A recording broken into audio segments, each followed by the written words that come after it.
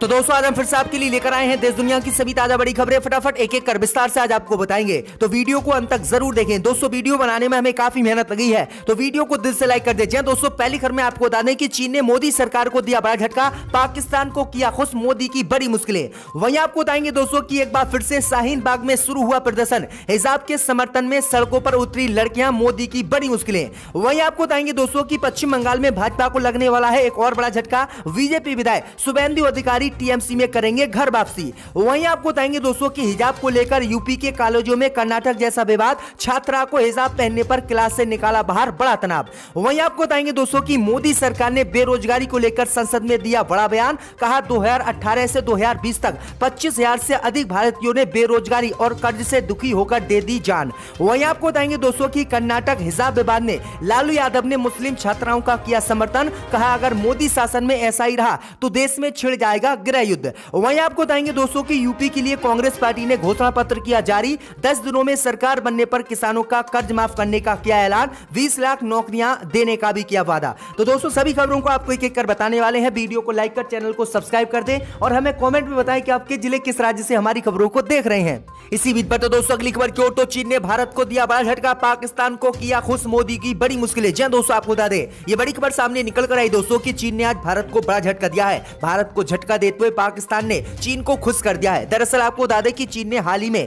पाकिस्तानी छात्रों को पढ़ाई के लिए वापस बुलाने की घोषणा की है, लेकिन भारतीय छात्रों को देश वापस बुलाने को लेकर चीन ने कोई जवाब नहीं दिया है। चीन के विदेश मंत्रालय ने भारतीय छात्रों के वापस बुलाए जाने के सवाल पर गोलमोल जवाब दिया है। खबर है कि चीन पाकिस्तान सहित सिंगापुर, मंगोलिया और श्रीलंका के छात्रों की वापसी की तैयारी कर रहा है, लेकिन भारत को लेकर स्थिति साफ करने से चीनी विदेश मंत्रालय पीछे हट रहा है। चीन के विदेश मंत्रालय ने मंगलवार को कहा कि वो विदेश में फंसे हजारों अंतर्राष्ट्रीय छात्रों को समन्वित तरीके से चीन में लौटने पर विचार कर रहा है। छात्रों को चीन वापस लाने की योजना कब तक है, इस सवाल का जवाब देने चीनी विदेश मंत्रालय ने इनकार कर दिया। तो ये बड़ी अपडेट आई दोस्तों कि कोविड महामारी से पहले भारत सहित दुनिया भर के छात्रों को चीन ने अपने देश से बाहर निकाल दिया था, लेकिन अब चीन ने पाकिस्तान सहित अन्य देशों के छात्रों को अपने देश वापस बुलाने का ऐलान कर दिया है, लेकिन भारत के छात्रों को कुछ भी नहीं कहा है। तो ये बड़ी अपडेट आई दोस्तों कि मोदी राज में बड़ा झटका चीन ने आज भारत को दिया है। इसी बीच पर तो दोस्तों अगली खबर की ओर, तो एक बार फिर से शाहीन बाग में शुरू हुआ प्रदर्शन, हिजाब के समर्थन में सड़कों पर उतरी लड़कियां, मोदी को झटका। जी दोस्तों आपको बता दें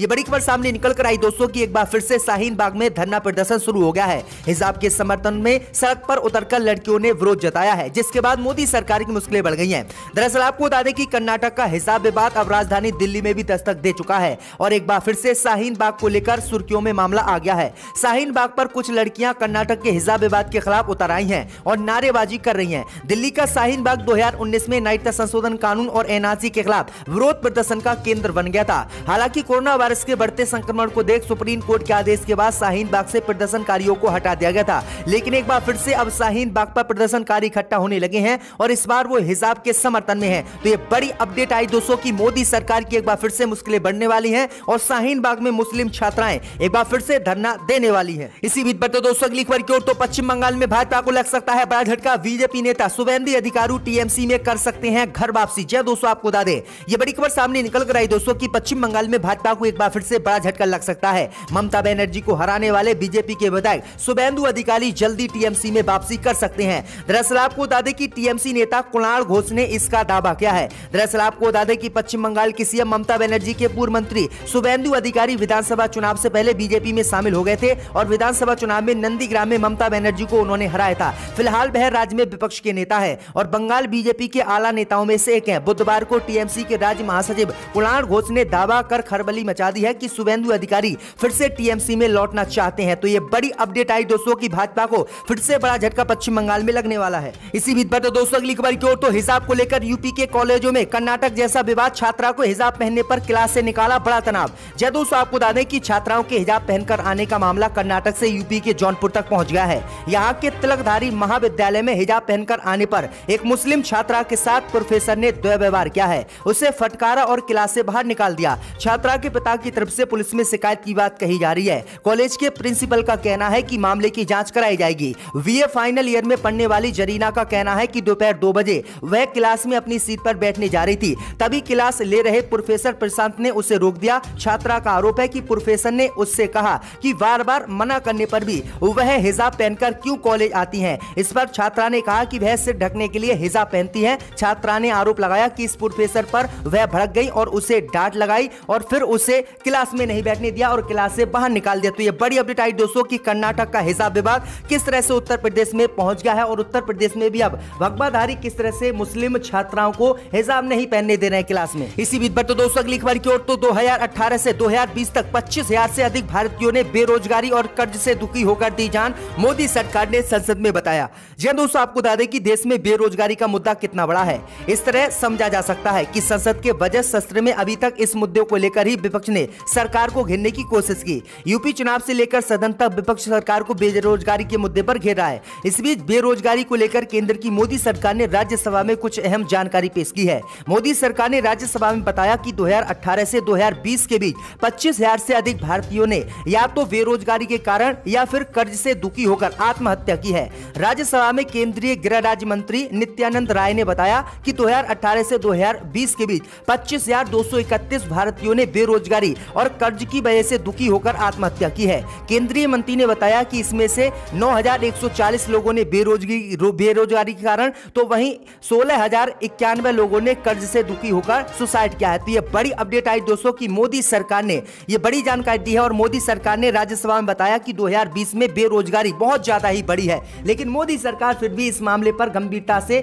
नहीं काम कर रही है और नौकरियां बच्चों को नहीं दे रही है। इसी बीच पर तो दोस्तों अगली खबर की ओर तो कर्नाटक में हिजाब विवाद को लेकर बोले लालू यादव, अगर मोदी सरकार ने काम ठीक नहीं किया तो देश में छिड़ जाएगा गृह युद्ध। दोस्तों आपको बता दें कि कर्नाटक में हिजाब विवाद को लेकर अब लालू प्रसाद यादव भी इस मामले में कूद गए हैं। लालू यादव ने मुस्लिम छात्राओं का समर्थन करते हुए मोदी सरकार पर बड़ा हमला बोला है।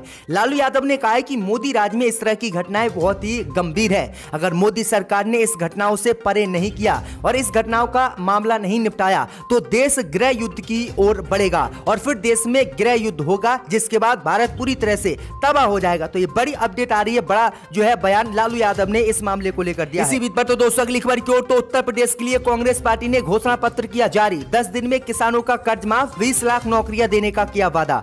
दोस्तों आपको बता दें कि कांग्रेस महासचिव प्रियंका गांधी वाड्रा ने आगामी यूपी विधानसभा चुनाव के लिए लखनऊ में पार्टी का घोषणा पत्र जारी किया है। इसे उन्नति विधान जन घोषणा पत्र 2022 का नाम कांग्रेस पार्टी ने दिया है।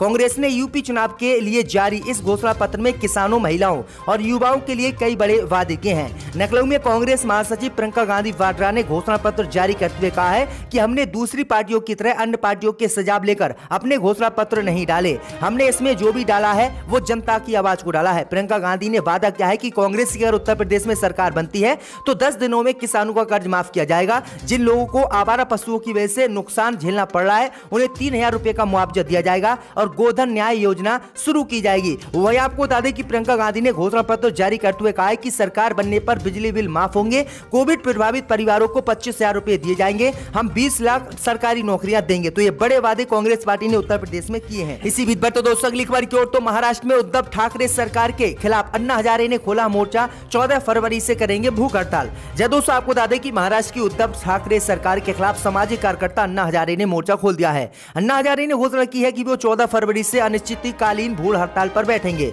दरअसल आपको बता दें कि अन्ना हजारे महाराष्ट्र सरकार के सुपरमार्केट और वॉक इन स्टोर में शराब बेचने की परमिशन देने के बाद से नाराज हो गए हैं, जिसके बाद उन्होंने भूख हड़ताल की घोषणा कर दी है। तो ये बड़ी अपडेट आ रही दोस्तों। इसी बीच पर तो दोस्तों अगली खबर की ओर तो कांग्रेस पार्टी ने 89 उम्मीदवारों की तीसरी लिस्ट की जारी। नागरिकता संशोधन कानून के विरोध में शामिल हुई महिलाओं को दिया टिकट।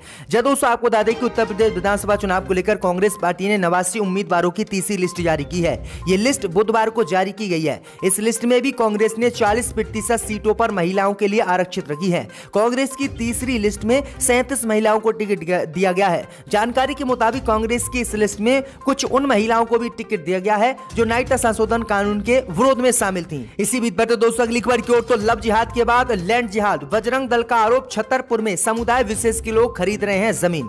दोस्तों आपको बता दें कि देश में जहां लव जिहाद की बात हो रही है तो वहीं मध्य प्रदेश के छतरपुर जिले में इन दिनों लैंड जिहाद को लेकर हल्ला मचा हुआ है। बजरंग दल के कार्यकर्ताओं का आरोप है कि छतरपुर जिले में लैंड जिहाद के तहत जमीन पर कब्जा हो रहा है और जिला प्रशासन मूक दर्शक बना हुआ है। जिला प्रशासन पर अतिक्रमण मुक्त न कराने एवं पक्षपात पूर्ण रवैया का आरोप लगाते हुए बजरंग दल के कार्यकर्ताओं ने बुधवार को कलेक्ट्रेट पहुंचकर जिला प्रशासन के अधिकारियों को इस संबंध में एक ज्ञापन सौंपा। बजरंग दल के कार्यकर्ताओं ने कहा कि शहर में अतिक्रमण को लेकर जो मुहिम चलाई जा रही है उसके तहत हटाए जाने वाले अतिक्रमण को बिना किसी भेदभाव के हटाया जाए। बजरंग दल के कार्यकर्ताओं ने आरोप लगाया है कि मुस्लिम समुदाय के लोग यहां पर जबरदस्ती जमीन पर कब्जा कर रहे हैं और यहां पर अपनी आबादी को बढ़ा रहे हैं। बजरंग दल ने कहा है कि हम ऐसा नहीं होने देंगे और प्रशासन के खिलाफ कार्रवाई की मांग करेंगे और प्रशासन के खिलाफ हम धरना भी देंगे अगर कार्रवाई नहीं की तो। ये बड़ी अपडेट आई दोस्तों कि बजरंग दल किस तरह से मुसलमानों को टारगेट हर राज्य में कर रहा है कि इसी ऐवान में टेबल पर पैसे डाले गए।